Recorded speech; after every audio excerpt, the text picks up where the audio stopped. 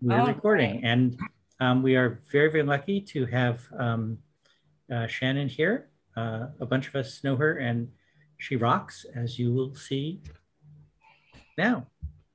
Awesome. All right, everyone. Can you see my screen okay? I just want to make sure that I won't be able to see all of you as much as I'd like, but we'll get there. Okay. So I'm going to go through a talk, and sometimes I can go pretty quickly, but please feel free to write questions in the chat and put your hand up. I'll try and stop at certain points. But essentially, I'll talk through hiring and hypergrowth and how to take more of an engineering perspective on interviewing and the interview process. All right. So me, I'll go through a little bit of my story. My name is Shannon Hogue. I'm the global head of solutions engineering at Karat. And for anyone here who doesn't know me, a few of you, my entrance into technology was anything but traditional. I didn't grow up around a major tech hub, and I didn't attend a top tier computer science school or any university for that matter. So picture me, I'm a young girl from Chicago in the 80s, upstairs in my bedroom, deconstructing and putting back together my Atari console for fun. That's who I am. And for, if there are any millennials, I didn't see many, but if there's any millennials, Atari was a thing way before PlayStation and Nintendo. And I do promise that it was really awesome. But this was anything but normal for a girl at that time. And yet there I was immersing myself in hobbies. And it feels like a lot of you can relate to that, but immersing myself in hobbies that would later become a lifelong career. All right, so when I was in high school, I taught myself how to code. And then after I graduated, I was offered a job that would pay more money than my family had ever seen. I'm a blue collar kid from Chicago, right? So I got in my 87 Dodge Shadow and I drove out to San Francisco from Chicago and I started my career writing software. And I did pretty well. I did contract work for companies like Logitech and Connectix and Excite at Home. And eventually I found myself doing a bunch of management consulting, and I'd go in, I'm kind of the enemy for some people here probably, I'd take a look at the architecture of companies that were having trouble delivering, and maybe their product wasn't moving forward, or maybe they had architects who left, or maybe they were hiring the wrong people, but whatever the issue was, they just couldn't move the business forward. And so I'd go in, I'd do an assessment, I'd make some changes, I'd potentially hire some new developers, and it was really successful. And I finally got hired to a company, and it was my dream job. And honestly, I really thought that I was Superwoman at the time. All right, so wait to be jealous, all wait to be jealous. I got brought in by a CTO, Al Alcorn. How many here know who Al is? So Al is, I'm dating myself, probably with a reference, but it was a big deal for me. Al is the inventor of Pong, one of the original Atari games. Right? Huge honor. This was like a big deal for me. I grew up with Atari. I was taking it apart. My dad would make fun of me. I was the biggest nerd in the house. And yeah, and so I'm early in my career, and I'm working for this guy who's basically my idol. And I should have been intimidated, but I was in my 20s and I knew everything. And I wasn't, because of course, I'm Superwoman, right? I know more than everyone. Nobody can teach me anything, you know, QA be damned, right? You know, you don't know what you don't know.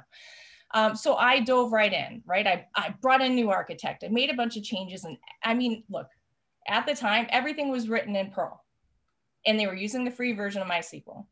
And they had been dumping bits, like 1K bits, into the free version of MySQL back in the early 2000s, right? And it was crashing. And what would happen is that we would have crashes for 8 to 10 hours. And I thought, oh my gosh, always, and everything's written in Perl. We have 8 to 10 hour outages. I'm going to bring in a team. We're just going to go. It's super simple, right? I'm going to win, easy win. So we fixed it. We did. We pulled the bits out of the database. We got better infrastructure. I bought $1 million blades. I don't know if any of you are familiar with those. I'm dating myself again. And we moved to modern languages, and we stopped writing things in Perl because, believe it or not, even back then, you couldn't hire developers to help you out writing Perl. Fast forward a few months, everything is working better. We don't have any more 8-hour outages. Customers were super happy, except for the old architect. He didn't really like what I was doing. He was really good friends with the CEO and with Al. And he goes to Al, and he's like, who I personally was trying to impress, as you can imagine. He says, you know what? She's doing it wrong. Okay. So they put us into a room to figure it out. And I figured, I'm set, my team's set, we're fine. The outages are gone, we did a great job. So the very first question that Al asked me was, so you're saying it's faster. Show me the measurements. Yeah.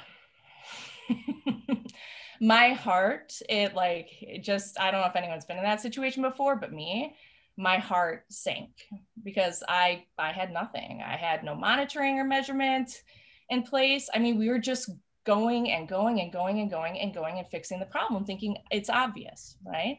So whatever office politics that may have been in play, it didn't matter. All of the amazing work that my team did, it didn't matter. I didn't have what I needed. I failed. And most importantly, I failed my team, right? I failed myself. I failed my chance to build an incredible relationship with someone that I looked up to. And so I left thinking that I needed to do something different. And so I started prioritizing monitoring. I started working at companies like New Relic and eventually being the COO of Epsagon. And I made optimization and monitoring my next step in my career. All right, so I worked my way back up to engineering leadership and I kept building teams, hopefully not failing them as badly, although I never do a pretty perfect job. And I even tackled my team structure and organization like I would with architectures as a consultant, right? I was always trying to optimize every piece to make sure that we were able to hit our delivery and deployment targets ahead of schedule. But the more that my teams were delivering and the faster that we grew, the harder that it was to balance growth, especially the interviewing part of that, with delivery. Interviewing for growth was cannibalizing my team's ability to deliver. Does anyone relate to that? I mean, how many times were you up all night and you're working and somebody taps you on the shoulder and they're like, hey, I need you to do an interview. And you're like, bah, and you go into the interview room and the guy's like, he's just not ready or she's not ready or they're not ready to work with you. So then I came across Karat, which is what we'll talk about today. And, just really quick backstory, and I really do promise this is not an infomercial, but it is, super helpful context. So our co-founders, Jeff and Mo, they were trying to find a way to unlock opportunities for people by improving the broken hiring process. Mo, in particular, was actually dealing with the same problems I was. He was an executive on the Microsoft Xbox team, and he couldn't find enough engineering time to conduct the interviews needed to hit his hiring targets. Does that resonate with anybody here at all? Yeah, it happens all the time.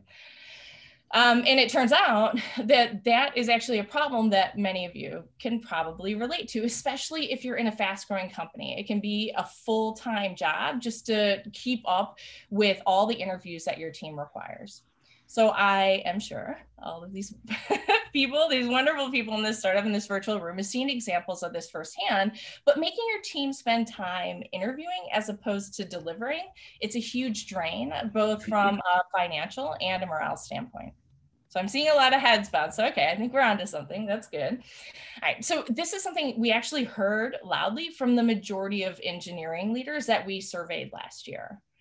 The problem is that a lot of organizations are just flat out bad at interviewing.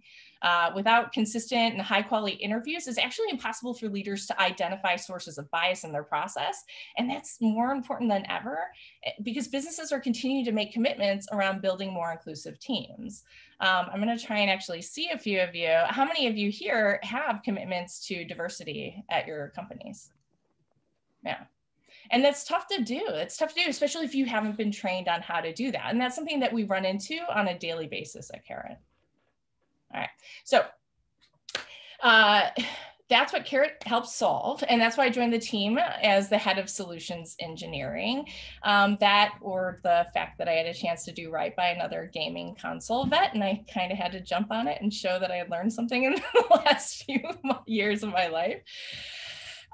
Just so that you have context on where all this data is coming from. Again, not an infomercial, but we conduct interviews on behalf of companies hiring software engineers, and we help teams optimize their hiring processes so that they can save engineering time and hit their delivery targets.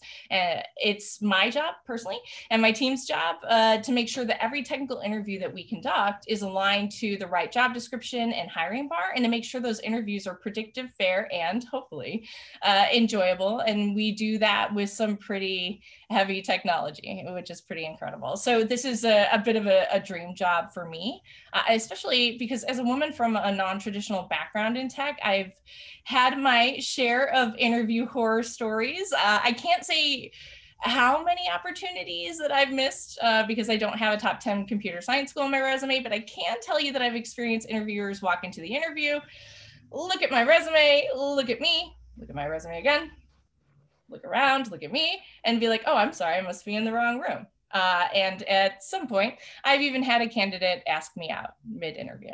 So I guess at this point, I want to, yep, not a joke. It's actually happened more than one time. But this is where, like, I'm actually really interested. Does anyone here have an interviewing or a horror story for interviews that, you know, they want to share right now? I mean, feel free to share. We have a few minutes. I think for us, it's always the whiteboard test. And we had a candidate come in and it's like, oh, just give us, you know, it doesn't need to be perfect, like solve this simple programming problem. And they just froze. And then, which is tough, you know, you always want to support them. And then, but then we realized they just had no clue, you know. And I'm like, we should just end this now. Like, this is not, it's not useful. Yeah, it's tough. I hear that. I mean, I think we've heard that before too, especially when we went to COVID. All of our interviews have always been remote, so we've never done a whiteboard interview for a reason. I mean, when you're remote, it's a little bit difficult to do that kind of knowledge share. But we do hear a lot about candidates who are up at the board and they're asked a question, they don't even know where to start. And what's really tough about that, and one thing that we have to study and that we've done a lot of work on, is how do you give handholding, right? How do you help a candidate without giving away what the answers are? Or even worse, how do you help a candidate get past that initial issue without injecting your own bias as to what the solution should be? And that's a tough thing to do. Yeah, I hear that. Yeah, Shannon, I had kind of the opposite thing happen where I was doing a whiteboard exercise to solve a particular problem they had given me, and I found an error in their problem setup, and it was something where they were, you know, doing a 360 thing, and you had to figure out the angle, and I've actually done a fair bit of that because I did some camera tracking work, and I said, you've ignored the case, you know, where the acceleration flips. And they're like, well, no, we didn't. It's like, yeah, I actually have a patent in that area. I know you did. And, you know, you can imagine how well that went. Yeah, no, I can't. I don't have any patents though, so I probably can't relate to do. No, but again, that's a really tough problem too. You know, a lot of what we've also seen is a lot of interview questions can be flawed. I actually have a few examples later, but you know, people are asking, you know, the worst actually that I think is the most egregious. I don't know if anyone here has heard this, but people asking questions about something they can't solve themselves. Right?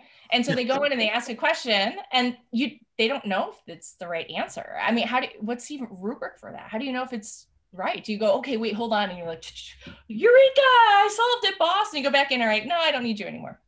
You know, it's but the same token, one of the ones I had was I was interviewing somebody and they had an unusual technology on their resume, which was Rancher. And I knew vaguely, you know, the area it was in. It's, you know, containers and all that. I'm like, oh, I see you listed a Rancher as a skill. Explain that to me a little bit. I'm not as familiar to that. Now, you know, the answer, I don't need them to be exact. Just give me the concepts and see if you can explain it. See if you can communicate to me. Yeah. Unfortunately, their answer was, well, actually, I don't know anything about it. The recruiter told me to put that on there. Okay, thanks. That's going to fail. Ouch. Sorry. So then you have the flip side of that where you're interviewing somebody and you're like, well, you're a little thin in this area. Can you explain some experience? And then they spend half an hour explaining how they've completely architected something in that. Why aren't you listing that as a skill? And then you get into the imposter syndrome. Well, I don't feel real, you know, there's so much more there and I'm not really an expert. It's like, I haven't had that problem too many times. Not gonna lie. So here's an awkward one I had. I was coming up with some new questions for QA engineers, and I wanted to test them out. And it's pretty straightforward. And I thought I had a pretty good rubric for what the answers should look like, but I wanted to test it. And so I grabbed someone that I thought was one of our decent engineers. Actually, I did two or three. And anyway, person sat down and answered the question and really ruined, I mean, just totally missed it completely, like horrible, like to the point that I'm thinking, oh my God, this person should be on a performance, like what do you do? Like, don't ask a question you don't want to know the answer to, because that was not fun. Yeah, and it's interesting. We're going to talk a little bit about rubrics, but a lot of times when you're building rubrics, you should be building them after you do the on-site review of leveling. I don't know. Can you all still hear me? Hands up. Yep. Cool. Yep. And, and that's why it's really important to get the interview right. It's because it makes you introspectively understand, okay, actually, what are we looking for? And what competencies do we really need? And how do we assess for that?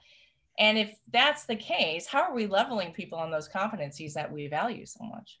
Well, Shannon, let me ask you a question about that, because you said, don't ask about something where you yourself don't know the answer. Mm-hmm. I've done a bunch of interviews where you will say, look, the problem that our engineering group is faced with right now is this, and here's the data, and here's the problem, and here's where we need to get to. How would you approach it? And it's like, they don't need to know the answer. And I said, look, I don't know the answer, but how would you approach it? What information would you look for?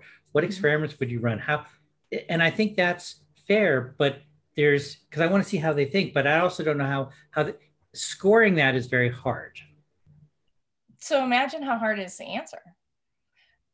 Right. I mean, here's the thing. Like, when you ask that question, are you looking for somebody just exploratory, or do they understand what competencies or what you're looking for in the question? If you want somebody to debug, and I talk about it later, if you want someone like, hey, optimally, I'm looking for how you ask questions at this level to showcase the fact that you've been involved in, projects that are across multiple engineering teams and so on. So what the goal is not necessarily that that's a bad question. It's just that you need to make sure that the candidate knows how to approach the question in order to be set up for success. And that's really just about explaining what you're looking for. If you don't know what you're looking for with that question, right, like, you shouldn't ask it. Right? If you're looking for the way that they think about a problem, yes. And then if that's it, say, if you have a specific set of methodologies that you've used, or or are you more kind of, like me, I'm not formally, educated, right? I'm an autodidact, but at the end of the day, I have my own process when I'm building out software, asking questions and so on. If there's a methodology that you use internally, you can say, hey, internally we use X, Y, and Z. So if you have experience with that, feel free to go that direction. But otherwise, I'm really just looking for your knowledge. And then at that point, you also want to say, it's not just about your knowledge of how to even get started, but ultimately, like, they may ask, well, how deep do you want me to ask? How deep do you want me to go? Because the rabbit hole in technology goes all the way down, right? So, you just have to set those boundaries and the expectations and let people know what you're looking for. And then it's a better question. Cool. All right. I'm going to keep going, but I love this, by the way, it's fun. Cool. So interview horror stories. Thank you for the feedback. I guess the only other thing I would want to say, for me, it's really important to work at a company that's trying to make hiring more efficient, but also more equitable, right? All of us have been in the industry. And so maybe you and I, Brian, like, I'm really comfortable because I've been doing this for a quarter of a century. Right? And so I'll come in, I'll be like, all right, man, what are you really looking for here? Because I can go all sorts of ways. But, somebody who maybe underrepresented communities, somebody who doesn't know you, somebody who's a little bit earlier in their career. Just as a side note, women and people from underrepresented communities and people of color, they tend not to ask clarifying questions because they tend to be kind of conditioned not to ask clarifying questions. It's something that we found in our studies time and time again over the years. And we've done now over 100,000 technical interviews across the world. So just something to keep in mind. All right, so right now, just so that you know where I'm coming from with all this, is that essentially I'm doing the same kind of consulting that I was for architecture and infrastructure, but now I'm just focusing on building engineering teams. And today what I want to do, and that's what that TO question was, is I want to share what I've learned from the over 100,000 interviews that we've done and how you can apply it to your teams to make your own processes more efficient and effective, to keep your developers delivering during crunch time. And I will, of course, make damn sure you know how to walk away being able to monitor and measurement, I promise. And for those of you folks that may not be at hypergrowth, but you still have a pretty small team, which I've heard a couple of times, you know, it's even more important to get these processes in place and structured, because when you have one developer interviewing somebody that's not necessarily ready to work with you, that's an hour of time. And that's about, what, 20% if you have a very small team of your development time just to interview somebody for, you know, so just, take this away, which you will, but I do approach it as a developer. So like any good engineer, I personally like to break the problem down into its component parts, right? So there are 6 stages of the process that you, as engineering leaders, actually have control over. And we're not talking about recruiting or sourcing. We can talk about that later if you have questions and experience, but that's not what we do.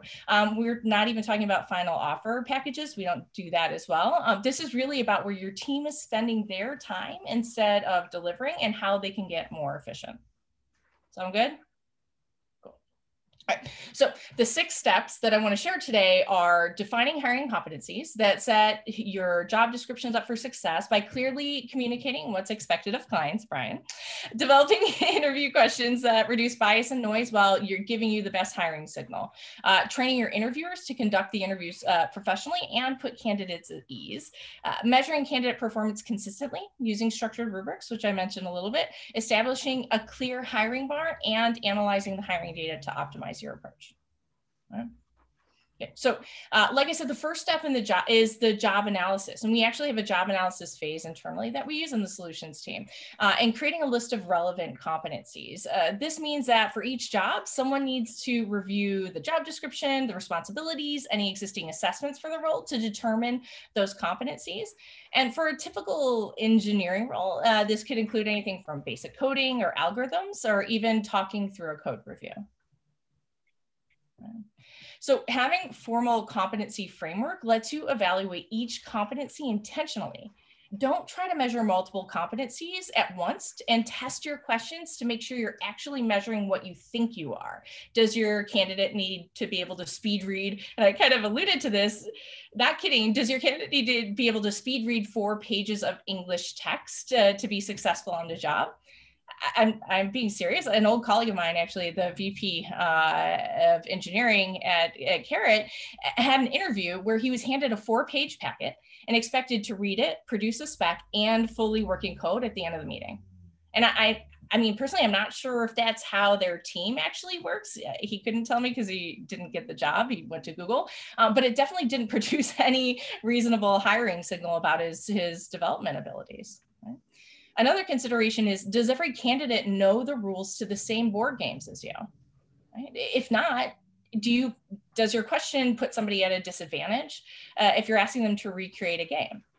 You know, those are important questions, but most importantly for hiring efficiency is to be clear with the criteria and competencies that you're testing. So if you want to see a candidate test their code, ask them how they would test a given piece of code. Are you expecting complete code or an outline?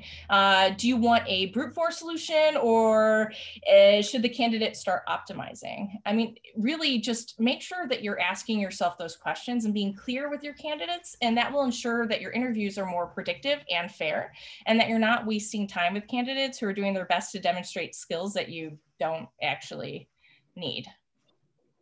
Okay. All right, I see some of this. Is that making sense? Brian, I didn't mean to pick you on. I was just messing around, man. It's all good. It's all good. It's all good. All right, so now once you have decided or settled on what you're measuring, you can also actually start to optimize your interview format and questions. And so I'm going to talk a little bit about a couple of ways that you can do that. But ultimately, having the right questions is going to get you the most signal per minute, which keeps your engineers out of bad loops and you delivering on product and your product roadmap. Okay. So adding structure to your interview questions is going to increase the signal that they produce while reducing the potential bias of each of the questions. So a common interview question, and I think we've all probably seen this, is take a system like TinyURL or Uber and draw a diagram of it on that whiteboard that you were talking about earlier, right? It's a cliche, but we see it all the time. The problem is that not all candidates understand even the definitions of boxes and lines used in a typical whiteboard interview, which is probably why some people have a hard time starting, because they're not exactly sure what they're supposed to draw, right? Because you see UML, not everybody knows UML. And especially folks that are trying to change their career, is it necessary for them to know how to draw boxes on a whiteboard, or are you looking for someone who has the competencies that you need? Think about Code Academy versus MIT. And these are examples of questions that a candidate from MIT or Caltech may have, learned, but someone from a Code Academy, they're not going to have the same context, even if they understand system design. So making assumptions about what someone should have learned puts up barriers to entry, and it actually makes it harder to predict who has the right skill set.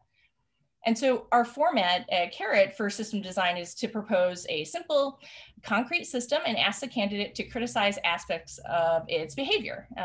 This sets clear expectations and narrows down the possible answers, so it's easier to evaluate them. Okay. Hey, can I ask you a question? Yeah. Well, so it's funny because I've gone through Amazon interviews and they only have one style of question. Tell me a time when, tell me a time when you did this or you did that. And that seems to break all the rules you're saying. Yeah, we actually, what's really interesting is that Amazon, their methodology is really fascinating. So they actually record their interviews. So we're working with them. They record their interviews. They have all this, their interviews aren't just technical. They actually have a whole bunch of behavioral built in. And so they have a ton of PhDs sitting in a room talking about, okay, so behaviorally, if I ask them, tell me a time when, and they go this direction versus this direction, they're this type of thinker. We actually don't build that in. We're brute force looking for engineering competencies. We don't keep any, we let those PhDs go work at Bay. That being said, the other thing to keep in mind is, for university recruiting or folks that are just coming out of, as an internship or new grads, we do ask a, 10-minute project discussion. And what we'll do is tell me about a project that you worked on for those 10 minutes. And then the interview engineers are actually trained to ask deeper questions just to see how far they get. But we record every one of our interviews and we don't actually use that in the rubric. We just provide that to the hiring manager and then we take them through a coding question. So I think that's a critical point here. If I understand that right, you're looking for, or your hiring format is targeted at, I need somebody who is able to produce this particular output. They already have the skill. So it's not necessarily hiring some, it's more like, I hesitate to say this, short-term benefit, rather than necessarily looking for somebody I'm looking for somebody that I'm going to build and that will grow with the organization. So they may not have the skills today, but I want to make sure that they have the right attitude and that they have the ability to learn. Right, hiring for potential, we call it. Yeah. Yeah, so because Karat in particular, when I'm talking about a hiring rubric, what we're trying to do is reduce the bias for the competencies that you're looking for. What we don't do is actually look for the culture fit or hiring for greatness. We have some programs with some of our clients where we have longer term understanding of the performance of the candidates that are coming on site, but there's nothing built into the rubrics themselves that are indicative of culture fit or long-term hiring for greatness or 5X or 10X or any of those fun buzzwords. And the reasoning for that is where we come in is that initial kind of technical phone screen. But what we've learned is that folks are really concerned about the subjectivity and the bias that's injected into the engineering process on site. And that's why we do training on this. And so if you say, okay, I have a rubric, I know what I'm looking for. I discuss the questions with my managers beforehand. I have a competency that I'm looking for folks. And then you want to do 10 or 15 minutes of just exploratory to figure out what's going to work in your culture. That's great. Just make sure that someone's not coming out of there because they don't like someone saying, oh, they're not technical enough, right? I mean, the goal is to make sure that if somebody comes in with the skill set that you're looking for, and you're looking to, diversify the culture at your company, you're not going to do that if people are allowed to come back out of the interview process and say, okay, this person sucks, and they actually have the competencies that you're looking for. Because it may not be the person coming in to interview that's the problem. You may have a problem internally with your culture. And that's why the measurements and the metrics are so important. That's why the rubric's so important. Because you don't know what the problem is if you can't measure it. Does that make sense? So So Shannon, that makes sense. And essentially what we're saying is that if you're trying to assess technical skill, you should have an objective way of measuring that. That's foundational. And I want to be clear I'm understanding what you're saying. Above that, if I'm hiring someone, depending on the type of job, culture fit is an important part. And I don't want to use an excuse of, hey, they're not really technical, when what I really mean is I don't like their culture, that if they pass technical, they pass technical. But are you saying that there should be no subjectivity in the culture fit? Because culture is a hard thing to make objective. So what's your thinking there? Yeah, so my thinking is make sure that you're not using culture fit as an excuse. Okay, so my thinking is make sure if you do truly want to have culture fit conversations, do something as little as a checkbox that says will or will not fit, but then make sure that you're assessing for the competencies that you're looking for. Because if you're looking to diversify, you may not know what that culture fit is. And I would argue that culture fit really doesn't exist. Everybody that comes is a culture add. Every single person that you hire is going to add to the company. Now, if you're talking about a culture fit and you're saying, you know what, I need people that are willing to kind of work late hours or be available, or I need somebody who works well in pairs because I need, a senior person to be able to, help me grow the more junior folks, that's cultural, right? And if you have somebody who's like a lone wolf and he's absolutely capable, but you need him to work in a paired environment and he's super uncomfortable, probably not a good culture fit. But I've seen, and we've seen over and over and over again, people use culture fit for folks who are more than capable of doing that job and more than capable of being a culture add, and yet they fall off and go to other companies and competitors who now have that cultural add and that diversity of thought that you were looking for. So just be really careful with it and make sure that if somebody wants to say it's not a culture fit, make sure they have a defensible position. So if you want to talk about your culture, have a rubric around it. How we do it at Karat is that we have our values. And each of us are looking at that value system when we're looking at folks. So when I go into an interview, I have a list of the competencies and the questions that we're going to look for, but I also have a list of our values. And inside of the values, we have a set of questions that folks can ask, and we have checkboxes, so it's a defensible position. Does that make sense?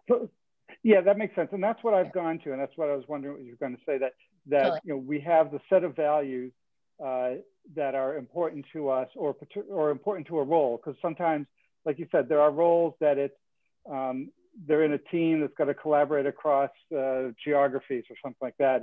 Other times it's, well, I just need you to sit in the corner and code. And so there are attributes there, but they are subjective attributes that we try to get from the behavioral part of the interview, where and see, like, again, so sort of you want some way to filter out the people that just are not going to play nice, basically. Yeah, and also, I'll talk about it later, but that's why measuring each, part of the interview process, like in the entire funnel, is important. And I will bring it up later, and I'll talk about it in context. But essentially, if you have diverse candidates coming in and they keep dropping off at the same person, you may have a cultural problem. And you have to be the culture that you want to build. And that's a difficult shift for people, because what we do naturally is we're like, oh, look, they went to the same school as me, or they're from Chicago. They like deep dish and the Cubs. I'm from Chicago. I like deep dish. I like the Cubs. They're amazing because I'm amazing. So they must be amazing. And it's easy to do that. And we get stuck there, and it doesn't mean you're a bad person at all. It doesn't mean that you have bias or you're a race, all these things. It doesn't. It just, everybody does that. And so that's why metrics and even checkboxes are so important to have that position. Shannon, one thing along those lines, and I think you and I talked about this about 6 months ago, just in a personal conversation. I've gotten kind of into VR, and now that so much of this is not in person, I'd be interested to do interviews where the candidate got to pick an avatar. And so, you know, you can't see, you know, are they, you know, another old white man? Or are they old? Because I've gotten into some of the, you know, ageism things.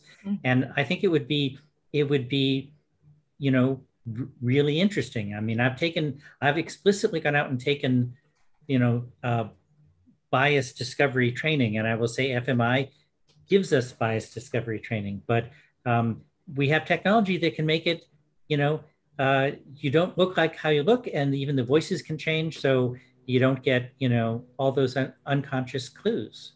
Mm-hmm.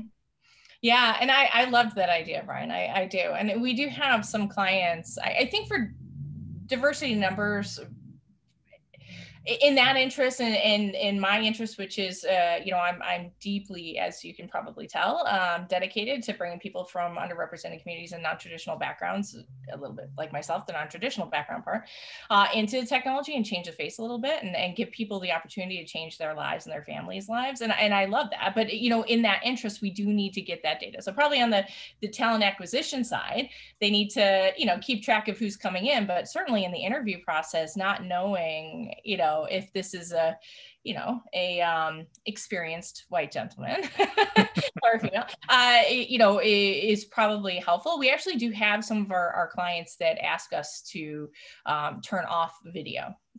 We have to have audio because obviously it's an interview, and so there's not much that we can do there. But we do have clients that ask us to turn off video, and even potentially audio in some cases where it's just a playback versus, you know, versus and the rubric versus actually watching the video playback. So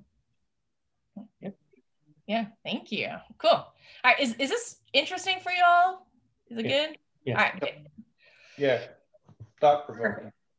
Perfect. Thanks, Sarah. All right, so this is a fun one.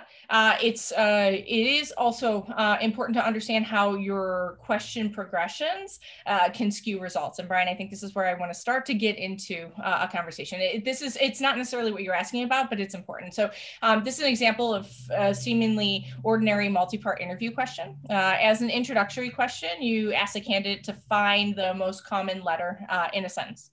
And as a follow-up, you ask for the most common letter in sentence A that does not appear in sentence B. And this slide shows two solutions with roughly equal merit. Okay, I don't want to be scrutinized, but there's no compelling reason per se to choose one versus the other in an interview. But when it comes time for question 2, the candidate who chose solution B actually has a head start over the one who chose solution A. And so I get that this example is a bit contrived, but in practice, we found that many multi-part questions actually exhibit surprising behaviors like this. And we do a ton of audits with top tech companies. And so just make sure that you're using questions that are conceptually linked, but don't share like implementation code. Otherwise, you risk the needless false negatives. Getting this stuff right, I get that it seems detailed. It takes time, but frankly, for every false negative, it's an extra interview loop that your engineering team has to go through to make a hire, and you're not building. Okay, and I'm trying to get through some so we can do questions at the end as well. Just want to make sure. So now once you've standardized your questions and your formats, the interviews themselves are actually the biggest variable. You have a limited view into what actually happens once that door closes to the interview room. So how can you ensure that your team's interviews are consistent? Well, first, you have to control how you select your interviewers. Do you interview them? Why do you pick people for interview loops? Is it because they have great soft skills and put candidates at ease, or is it just based on whoever has time? For me, it was mostly the second, right? Yeah. Or the guy that is always happy to do the interview and then he gets tired and has interviewer fatigue, and that's a different conversation. So the next tip is especially relevant in a remote world, but my suggestion, and we do this all the time, is to record and review your interviewers. Make it a core competency for your hiring managers. Put it on their performance reviews. If you don't put something on a performance review, it's never going to be treated like a core professional competency. So at Karat, we track and record all of our interview engineers, and I guess unsurprisingly, we found that the number of errors that an interviewer makes decreases as they gain experience, just like anything else, right? Engineers get better at interviewing with practice, but too often interviewers are chosen based on who has free time and not based on experiences. How do you measure what's an error? Yeah. In the interview? Yeah. Yeah. So if you have your competencies and you have built out your set of questions, which we do, our interview engineers actually have a 70 input form that they fill out during the 1 hour interview process. And so this comes from anything at the level of the response that's given to, you know, the optimization that's been given by the candidate for the interview question. So that's kind of normal. But where people make errors usually after they get interview training is with things like hand-holding. So an example of hand-holding is a candidate gets stuck. It's very different if an interview engineer goes in, and we have to be objective, and we cannot inject our own bias into the process as well as the bias towards a specific answer because the candidate may not be thinking that way. And so it's difficult to give hand-holding, but about 40% of people that get hired, especially at the senior level, need some form of hand-holding during the coding questions. And so a mistake would be that they've injected their bias at responding or trying to help a candidate move forward, and then the candidate gets stuck because it wasn't their solution in the first place. But how do you know that they gave the hand holding? Like, how are you measuring? Yeah, because we actually have videos and we do quality control over every one of our interviewers. Okay. Yeah. So you're, yeah. I get it. Yeah. And so our interview engineers, and actually we've built out programs at places like, you know, I mean, even Flatiron Health and some of these, you know, some of the bigger tech companies in the Bay Area that I can't speak to, but we've helped built out interview programs and training programs in these companies because they're getting to the point where they weren't sure who was good interviewers, how to measure them and so on.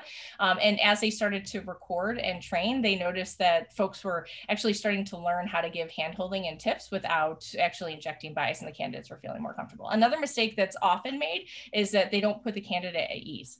And so we do spend 5 minutes in our hour to make sure that candidates are, hey, nice to meet you. This is what you expect. This is what we're looking for, and so on. Without setting those expectations in the beginning, folks tend to get a bit nervous.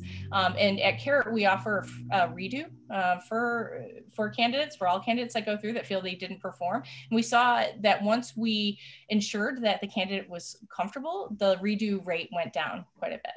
So it's just, there are a few like core components to an effective interview with candidates, especially underrepresented candidates, which is, again, what my focus is on. There's a few tactics, but mostly it's going to be the things that I'm talking about here. But that 5-minute EQ is really important. In fact, we only take between 1% to 2% of the people that want to be interview engineers at Karat, because they can't just be really good technically. They actually have to have that level of EQ so that candidates are comfortable and can showcase their best selves. Does that make sense? Cool. I have a quick question. Yeah, how would you differentiate between hand-holding and maybe clarifying the question? Like maybe you can tell that the candidate doesn't understand what you're asking for. Yeah, that's excellent. So I'll give an example. That's the best way that I can do it. So you have a candidate, you ask them the first coding question, and they're like, okay, let me think. Okay, let me think. Great. Is there anything that I can clarify for that question? Let me just add it again, and then we'll go piece by piece and see if you have any questions about each section. And don't worry, this is normal. It's okay. We're just going to get through it together. And then you sit back. Okay. So I understand this. Great. You know, and actually one thing that another tip that just brought up is that let candidates know in the beginning that they can ask clarifying questions, because that sometimes they're nervous to do that. So if you're injecting bias, it's more like, I'm here, but crap, I don't know how to get to that next step. And you're like, well, why'd you do this? Okay. Right? How'd you get here in the first place? It's a tone. And we've seen it over and over again. We start to audit our clients is they're like, well, how'd you even get there? And then all of a sudden the candidate's like, oh my God, I'm already wrong. I don't even like, and there's the bias, because it wasn't necessarily wrong if the hiring manager themselves were looking for how the candidate was approaching problems versus if they got through their problems. You know, especially in the more junior levels, sometimes you ask those 3-part coding questions, and the rubric is really, did they try? Did they ask, clarification questions when prompted, and so on. So as long as you have that rubric, it's fine. But injecting bias it's actually minuscule. Or you talk about, okay, well, there was a time in my career when I did X, Y, and Z. And all of a sudden their mind isn't on the problem anymore. And all of a sudden they're going to the problem that you were working on. And then they lost their place and they're like, okay, so they're saying they did this before. I don't see how it's related. Now I have to figure out how it's related in order to get the right answer. Is that, is that making sense? I think there's a lot of ways that we inject bias actually in interviews. You know, another thing is, so I was once asked a question, Shannon, what happens when you type in www. You know, I think at the time it was AOL.com. I'm aging myself. And I was just looking, and so I was a Windows developer early in my career. And so I went the Windows route, but I had absolutely no idea. And so when he was looking at me, and I was like, oh my gosh, why is he looking at me weird? And I found out he just was, you know, he's a friend of mine now, but I didn't know. I didn't know if maybe he didn't want the Windows answer. I mean, I could have gone the networking route. I could have gone like just what was happening in the interpreter. Like, I don't know, because he didn't have me clarify. But even just that look, all of a sudden I was doubting my answer, and I stumbled a bit. I actually have a question about this slide. So have you seen any successful practices for balancing giving newer interviewers experience versus not giving an interviewee just completely new interviewers, and also in making errors and not giving them a fair chance, right? Like, what's been a good way of finding that balance? 1000%. So what exactly, and I think I talk about it later, I'm not sure if it's this, but so essentially what we do is we have like a mentorship program. So you go in and it takes about 8 weeks to get up and running. So I think we've shrunk it down a little bit. We actually have people pass, and then they have to shadow other interviewers. And then after they've shadowed other interviewers, we have other interviewers join them in their interviews to mentor, and they're given prompts behind. And we do that a few times until then we like actually have them do the first interview. And you're right, we normally do not pair new interview engineers with junior candidates. Yeah. Cool. All right. Cool, we have about 13 minutes. I'm gonna try and get through, I promise. I love these questions, please keep them up. And Kim, if you have any clarifying, and by the way, I'll put my contact info. I'm now on the chat in the Slack channel, so please send questions anytime. I'm here to help if I can. Okay, so now we've talked a bit about ensuring that the interview is being consistently administered. Thanks, Benja. How do we bring that consistency to the scoring system itself? So I guess, believe it or not, I've seen companies that have 40 different grades between yes and no. 40 possible grades, where performance data had to be aggregated for every single interviewer just to make a meaningful comparison. And that's not a meaningful pattern. It's not something that you can monitor or track. And even if you have the best interview process in the world, if someone looks behind the curtain and asks you to defend it, you actually run the risk of ending up like I did with Al Elkhorn with an indefensible program and no data, or worse, bad data. So if you take one thing away, and this is something Brian and I talked about before, but if you take one thing away today, please use a structured scoring rubric, even if it's basic, okay? Even if it's basic, and you build these into your ATS systems, greenhouse gases, you can build them as a team, whatever it is, just please use it. The act of filling out a structured rubric is actually going to force your interviewers to validate their biases. And with a structured rubric, each evaluation is backed by rigorous definition that you can audit and you can defend. And I know we talked about defending before, but again, folks, this is as easy as like a single checkbox if you can do it. That at least helps have that structure. But you know, I found the best practices is to build this as a team after you decide on competencies and leveling as a team. Shannon, I'm going to jump in here. One of the things that I've debated with people over the years is when doing rubrics, and I've come at it from the perspective of surveys, for example. I've always found that if you give too many rubric options, you know, if you give people a scale from 0 to 10, right? Yeah. You're going to find a group at the bottom, a group at the top, and a group in the middle. That's right. Right? And so, or if you have a rubric of 5, if there isn't enough real true differentiation, it's not going to tell you what you want to know. I mean, so start with 2, right? High or low, and only add a third one if there's a real strong differentiation or something. I mean, that's been my debate with people is how many is too much, how much is too little, and when do you go between those extremes, right? How do you figure out where the right balance is that's giving you real valid answers versus just noise in between? Because and I would challenge the starring system, because to me, that's not a rubric. A checkbox, yes or no, the answer to the question is to start. I actually will share a link about structured rubrics, but there has to be a definition behind the rubric. So for example, at Karat, we have 4 recommendations that we provide. Each of those are a range of scores. And so for example, if I'm asking a knowledge question and, I'm asking about system design, you can actually come up with a list of the potential responses, because you should have a quite tight question when you're asking a question, not necessarily open-minded, because it's not necessarily measurable. So if you have a tight question that's measurable, you as your team will say, okay, if their answers are these 2, it's at the beginner level. If they also call out X, Y, and Z, that's the mid-level. Oh, and if they did something, I don't know, really advanced, then this is advanced. And then you can start to have real defensible kind of instructions behind the actual score itself. I have not seen anyone, and we don't do 1 to 5 without any kind of information around it. So all the training that we do, and again, I'll send the link to the structured rubric, but the rubrics that we have, I'll actually have examples of what those answers should be in the interview itself. And so I get the 1 to 5, and I see a lot of people do that. Oh, they're great. Oh, they're not that great. Oh, in the middle. And that's a pure way to inject bias. But if you say, hey, if somebody answers with this answer, that means that they're mid-level or level 2 or level 3, depending on whoever's building out the leveling in the company, then a rubric is actually effective. But a starring 1 to 5, that's just another way to inject bias. And I'm with you. It's better to have just 2 then. Yes or no?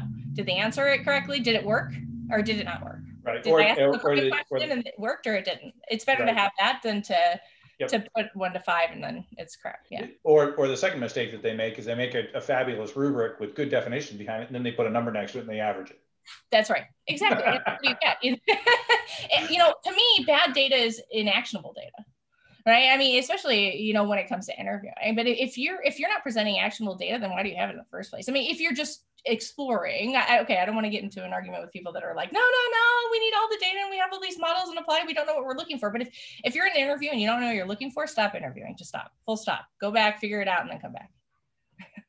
Cool. All right. 7 minutes, Brian. I'm going to get there. And I will send the rubric out. I think it'll be helpful for you, and then, if you have questions, we can talk. No, I think we're in fabulous agreement. I'm typically arguing with you've got to have good definitions behind your rubric, and you're following your rubric, and no, don't use numbers. Yeah, and now you can be like, and Shannon said so, and so does Karat, and here's the link. Unless a number really is the answer. Sometimes 42 is the answer. It's the answer. Absolutely. Okay. All right.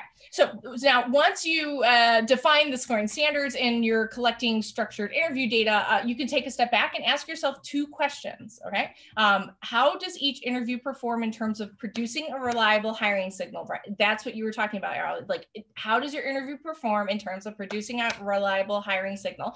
And how does that hiring signal compare to your overall hiring bar? All right. So much like unstructured interview, roundtables, debriefs, and hiring committees can quickly devolve into a black box. That 1 to 5 probably wouldn't help that either, right? So if you aren't documenting your hiring decisions and your standards, you're never going to be able to audit your hiring process. And if you're not analyzing your hiring decisions, you can't optimize the interviews. For instance, do you know what happened to the candidates that you rejected? If you rejected candidates that are all getting snapped up by Brian's company or by your competitors, or even worse, companies that you assumed had higher hiring bars than you do, you're probably optimizing your interviews for the wrong things. Okay.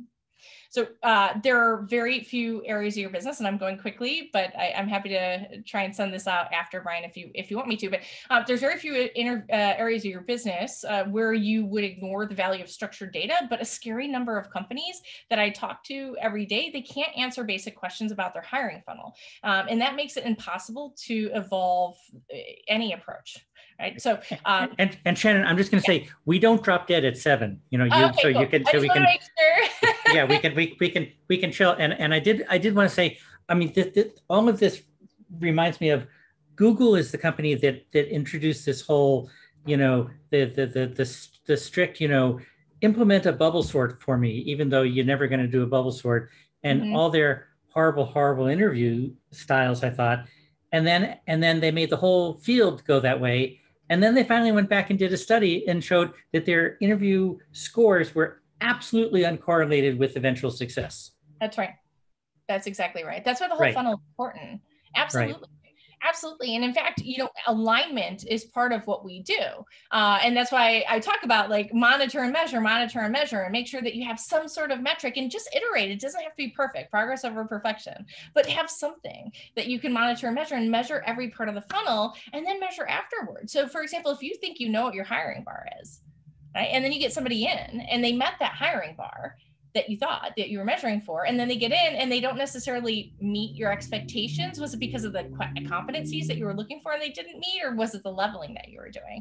That's why that data is so important, because it could be either. When I work with companies, there are two ways that we align with them. We look at the competencies, so we take the job description, on-site questions, and so on, but it's also about alignment over time. So we go through the interviews, they tell us whether or not they agree with the ultimate recommendation, we make adjustments, our machine is learning on the back end, and then we come back and say, okay, well, I think for what you're looking for, we may need to move a little bit away from, you know, data systems, because the entirety of your team is actually coming back and saying, no, the Karat candidates suck, they don't know any SQL. But you told me that you're looking for data systems people. Do you need SQL or do you need data systems? Do you need both? And if SQL is like a core tenet, and that's like the bare minimum of what you're looking for, maybe we should interview for SQL, and then you can look for the additional pieces. So it's really just about figuring out what are you looking for and measuring that metric over time. Question about that. So yeah. I've worked in, and am currently working in a very small company. Mm-hmm. So hiring is a infrequent activity, shall we say. Yeah. And then trying to learn from that becomes difficult because you're doing it once in a blue moon. Right. Yeah. And yeah, the effort to set up the rubrics, the effort to set up the hiring bar, the effort to set that up, it is tough to convince people that that's worthwhile when you're only going to hire somebody once this year and twice next year. But you're going to promote, you're going to promote people. You're going to have people growing their careers. You're going to need new competencies. People are going to want to understand what they need to work on in order to grow their careers with you. They want to know how to expand their knowledge. Maybe they want to work more on serverless and learn about Lambda as an example. And so, you know, if you can build out your leveling and the competencies for your leveling and the bars for your leveling, and you understand the needs of the business, and you want to give people opportunities to grow, you have to define what those competencies are that you're looking for. It's very similar, right? If you have needs, either you're going to promote someone or have somebody go work on that, or you're going to hire somebody. Either way, you need to know what their level is and whether or not they're capable of either learning that, which you'll know for someone working for you, or they know it, which means that you'll have the actual rubric. A rubric, it sounds scary, but it's really fast if you get started. And the hard part with smaller companies, I'm not trying to convince you to take all of your time, but again, leveling, you know, understanding the competencies or the technologies that you need, or, you know, the skill sets that you need for your team. It's important. You're doing it anyways. So you may as well just document it, figure out how to assess for it, and go from there. If you're just going to like promote people from within, that's fine. You know, but like if you have to make a decision as an engineering leader, is it makes sense to hire at this time? And if it does, then you already have the competency and the level in your head of what you're looking for. It's just a matter of writing it down. So I don't know, it's just a challenge, not necessarily that I know your business, but for small teams, I can tell you, it's even more important. And I know you're not interviewing as much, but when you do start spending your team's time interviewing folks, getting them in and realizing that they don't meet the level and they don't have the competencies that you're looking for because you didn't kind of put something down in the first place, makes it tough. I'm not saying you don't know how to interview. I'm just saying that we've seen that before too with our more venture and growth folks. I'm annoying. I know. All right. No, I guess my struggle in my head is I agree with you, but my question was more like, how do you convince people of the value of that? Well, I mean, I get that. That's the challenge. Yeah, but I think, or at least that's what I find. I find challenging.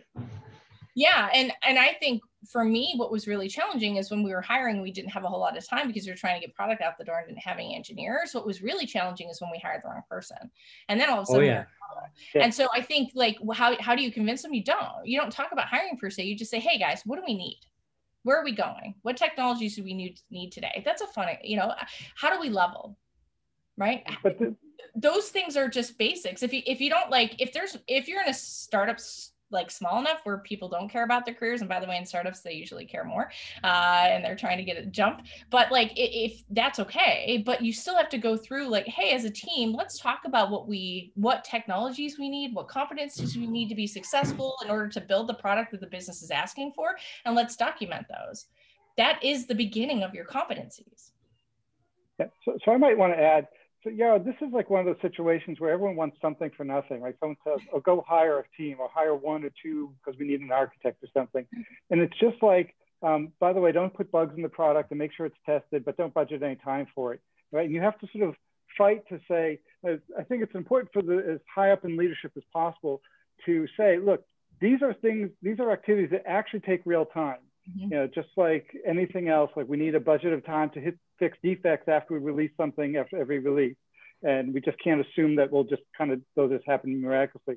Same thing with hiring, that you should sort of build in, at least I think, a budget and say, actually, this is going to cost us. This is an investment because we're going to hire someone that we're expecting to get an amplification by bringing on another person.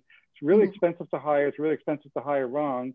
You think about it, especially if you're paying like a headhunter in a senior level position, you're paying, 20 to 30% of their salary just, for that kind of thing. And actually sometimes I like to use that number. It says, look, if we go outside and hire a headhunter, it's going to cost us 30% of this expensive person's first year salary. But we're not using a headhunter.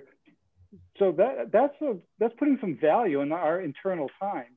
And so I think it's just important just to start up front, and then it sort of buys you the freedom to say, look, I'm going to take time. This is a project just like anything else. I'm going to plan it. I'm going to figure out the rubric. I'm going to figure out the hiring criteria, which may be just a one-off thing, but it's worth doing like a project like any other one-off thing. I think the problem that gets really hard in the smaller organizations and that aren't going through hypergrowth is that feedback cycle of measuring and saying, how did our bar, because you just don't have enough data. But so you might not be able to do a great job at that feedback loop and assessing how well is your process, but you can still do the budgeting and the planning up front and going through some of this, the homework and the planning and writing a good JD and the criteria. And like Shannon said, same as your internal rubric for promotion and career advancement, and do those things and just sort of set some time for it and make sure everyone understands up front that it's going to take some time. Yeah, Ken, but one thing that I would say about when you're in a smaller organization and when you're doing the hiring, there's less people involved. So you don't have to be as sophisticated in your feedback loop. So in a previous company, I hired everybody. I was the rubric, right? So I had my rubric, I had my hiring criteria, and I adjusted that based on the results I saw with my previous hires, right? So I was doing exactly that, but I was the system in and of myself, right? So instead of having to create a system externally because we had 10 people involved, right, in order to collate it, I was doing that every time I interviewed somebody, hired them, saw how they performed. Did my expectations actually get met by their performance? Did their performance meet my expectations? Is my bar in the right place?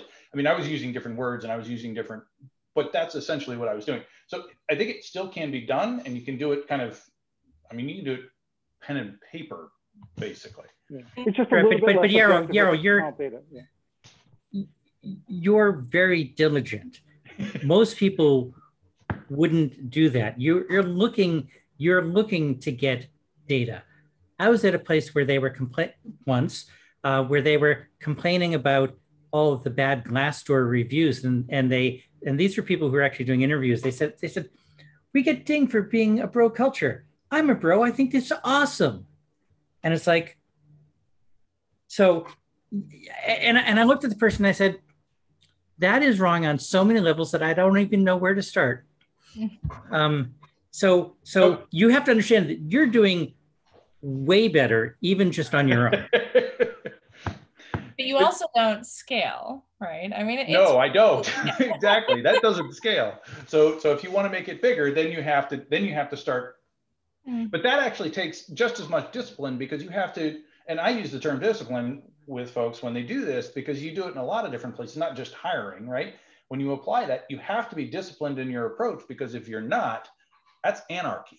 And there are lots of people out there that's what they want. They want anarchy. Yes, and I would add, and I think these are all good points, but I would add that you have all that in your head when you have folks coming on board and you're interviewing, and you want to kind of you have in your head exactly what those expectations are and how to build success. You want those folks to be set up to also build success. In order to do that, you're gonna have to write it down. It's kind of like building a bunch of software, or like back in the day at Perl, where everyone put something on one line and they didn't document it all. I mean, if somebody's coming in and they don't understand your methodology, your process, thought process behind success, and they're working for you and potentially more junior, then it is important for them to understand what that rubric and competency is in your head, because that's how you grow. And that's I didn't want to imply that it was in my head. I was the system. It was getting written down, and then I was iterating on what was written down. And then I thought you had like you're a Borg or something. No. Okay, so we're gonna have more time for questions, but I want to do our raffle, and I'm also going to point out that we put a link in the chat for the post-meeting survey, and because we gathered data. Now, Shannon, I'm going to be very embarrassed here about our raffle, because I have, we typically here do trivia questions, and I have embraced my prerogative to be unbelievably biased, in that all my questions have been about Battlestar Galactica or Firefly.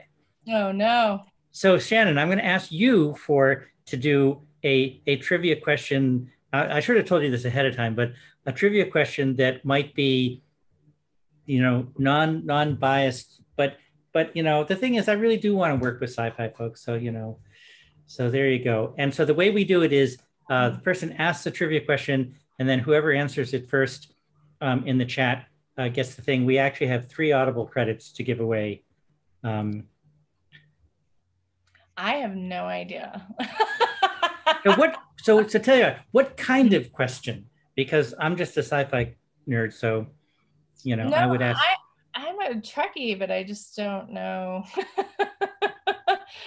I think we need to. I guess the first person to guess whether I prefer Kirk or Picard. Answers go in the chat. Well, somebody must have answered. Benjamin, you're on. You're the first Picard. Okay, so Benjamin, send an email to me, briantarbox@gmail, and I'll send you an AWS credit. A lot of Picards, yeah. An Audible credit, right, Brian? An Audible credit, yeah. And it'd be great if it was more. And okay, so here's a question, as sort of a meta question to the group. How would because I never really thought about that my sci-fi questions were biased towards a certain group, or I didn't care. What's the sort? Well, you pick your battles. And I'll say running the organization takes some effort, so I give myself a little bit of a pass. But what's the sort of trivia question that might be okay? An AWS one, right? That's what we had for one of the recent ones, where he was asking what was the first service, things like that. I mean, it's an AWS group, so. Okay. Yeah. Okay, so do you want to do one? You want to pick a question? It'll take you out of the running, but do you have a question, a trivia question? I will in a moment. And I'm actually okay, because I wouldn't use an Audible credit anyway, so. I don't know. I was thinking we need to have something that has to do with like early Pong style video games. Yeah, there we go. We need a survey for how many people had an Atari growing up. Or a Commodore 64 or a TI 994A. Well, but you see, or an Odyssey. Okay, but that has a bias towards older people. Mm. I mean, I could ask you what was the system that DEC had before the VAX, but most people aren't going to know that it was a PDP-11. So it's interesting. Yeah, I know. But okay. Then, what were the 3 main operating systems for the PDP-11? And you have to get all 3. Oh my God. Well, that's a good one. I should know this. This is way before my tech time, but I should know this. So I will say, Brian, I know we're joking around, but bias isn't in itself a wrong thing, right? Bias is just a thing. It's when it's applied to disadvantage someone. That's what we're talking about here today, right? So I think it's okay to be biased in your questions. Okay. So I'm going to stop this one because it's totally unfair. The answer was RISTIS, RSX11, M+, and RT, but no one, okay. Victor, did you say that? Did you put that in before I started talking? I'm going to give it to you. All right. Okay. Okay, cool. So yes. Okay. So Victor, send an email to me and I'll send you an audible credit.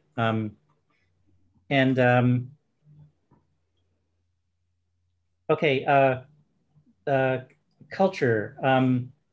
What's a current TV show that's a remake of a previous show that has the main actor from Firefly in it? The main male actor. Not The Rookie. Yes. Shannon. Okay. I'm a huge Firefly fan. I'm just saying, and okay. Can we give an audible credit to the speaker? No, I don't. No, let's give it to someone. Come on. Thank you. I have 11. I read 3 books a week. It's terrible. Just all right. But you have to guess his name. You just said the same. You just said the show. Someone else guessed the name. What? Someone else who wants an audible credit. Bueller. At this point, go Google it. Who can Google the fastest? I thought that was always an option. Yeah, as far as, yeah.